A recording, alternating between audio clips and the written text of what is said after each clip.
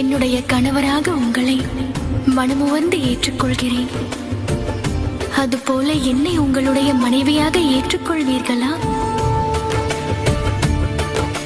வாழ்வில் வரக்கூடிய இன்பம், துன்பம், சுகதுக்கம் அனைத்திலும் உங்களோடு இணைந்திருப்பேன். மரணத்தால் மட்டும்தான் பிரிவை உண்டாக்க இயலும். ஜனகனின் மகள் சீதை, ஜனகனின் மகள் சீதை, ஜனகனின் மகள் சீதை. நாம் இணைவதற்கு காரணம் நான் அல்ல, அந்த இறைவன். அவருக்குத்தான் நன்றி சொல்ல வேண்டும். இன்றிலிருந்து நீங்கள் நானாகவும் நான் நீங்களாகவும் வாழ்வோம். நம் இரு